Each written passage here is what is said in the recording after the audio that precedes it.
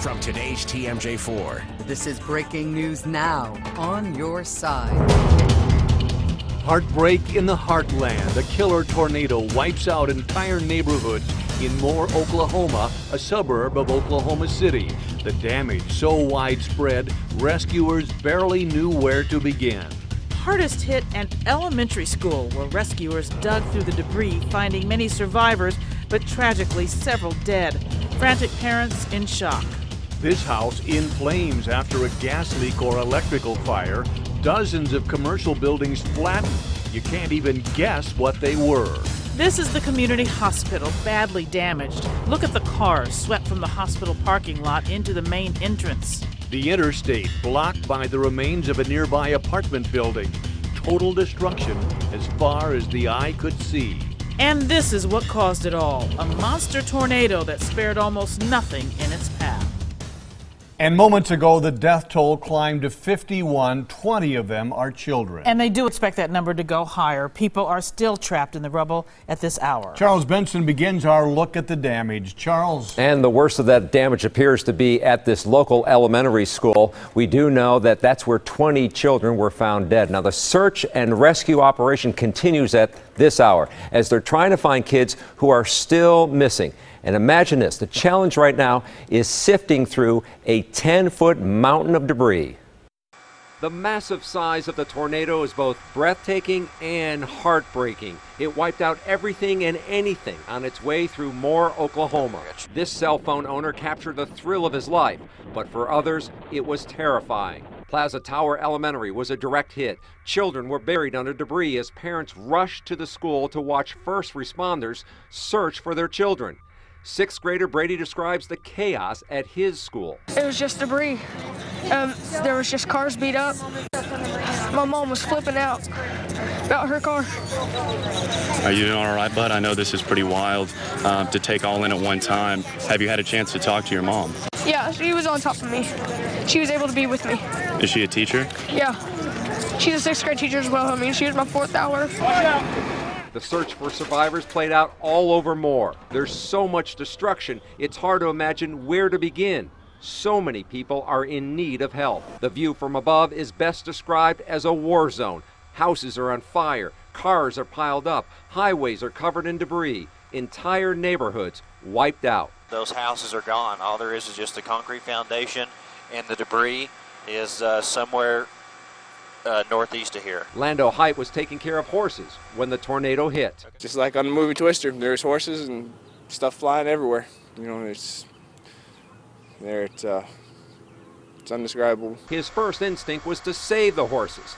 He left about a split second to save his own life. I didn't have very long at all, and I jumped into one of the stalls here, and that's what these here used to be, and they collapsed over on top of me, and sat a pickup truck on top of it, and it pushed it down this here cement way, and you know, it was just unbearably loud, and you could see stuff flying everywhere. This Harley ended up 2 football fields from its original location. Oklahoma's governor says residents should not have been caught off guard. Now, this tornado was so powerful, debris from Oklahoma is falling in Branson, Missouri. That's 250 miles away. Country singer Toby Keith is from Moore, Oklahoma, and he sent out this tweet tonight saying, quote, "Moore is strong and we will persevere. God be with you."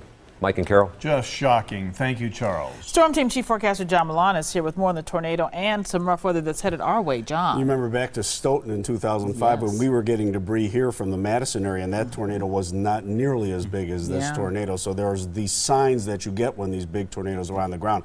And it's amazing that just 14 years ago, the same area, exact same area, got hit by an EF5 tornado with 300-mile-an-hour winds. Let's take you back this afternoon. I've got our Viper radar right there where the tornado was to the south of Oklahoma City, and I'll move it right through the south side of Oklahoma City. You'll see that big supercell hitting Moore, and then as I put the radar in motion, we are right now on the northern edge of this same line. Let's follow it right through Tulsa and then all the way up into Missouri and then north through Kansas City. The same line of thunderstorms are continuing in our direction. I'm going to put it to the latest run of the radar. All all of these storms now all the way up into northern Illinois and starting to push towards southern Wisconsin. We're going to start with Doppler radar and show you where they are right now. And there's a severe thunderstorm warning out for Cook County at the moment, the leading edge of these powerful thunderstorms. I'm really not looking at tornadoes, looking at strong winds, but are starting to push through northeastern Illinois from Rockford to the north side of the city of Chicago. Kenosha, you'll be seeing some of these storms within a half hour or so. Let me just remind you, a severe thunderstorm watch in effect until 3 o'clock in the morning, and that covers all of southeastern Wisconsin. I'll be back to talk about our thunderstorm watch in just a few minutes. Okay, we'll see you in a bit. Thanks, John. Well, imagine getting in your car and chasing a tornado like the one that hit Oklahoma today. Here we are, a tornado just east of 183 east of Kansas. There it is, beautiful open field. A Milwaukee man has been doing that for nearly 2 decades. He spoke with our Keller Russell about the power of the twister that flattened much of Moore, Oklahoma today. Keller?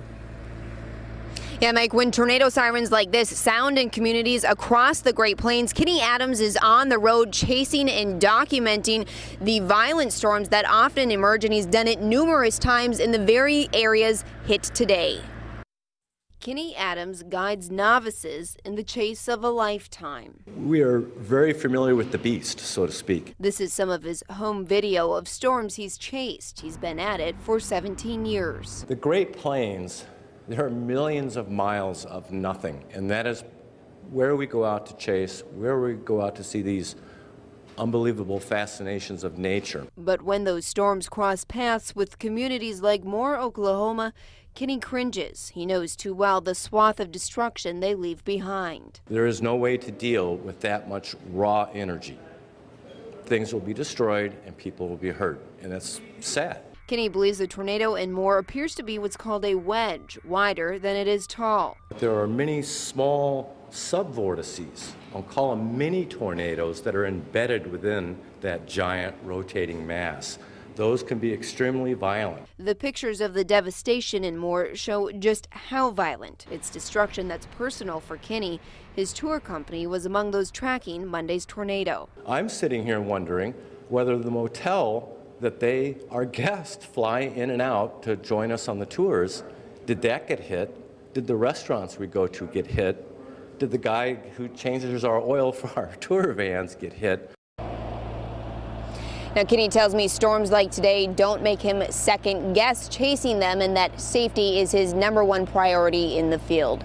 Reporting live in Greendale, Keller Russell, today's TMJ4. Kenny's very brave. Thank you, Keller. Right now, we know at least 51 people are dead, 20 of them children. That number is expected to rise as searchers dig through tons of rubble. More than 140 people are being treated for injuries from today's huge tornado. And we're going to have more on the heartbreak in the heartland throughout this newscast.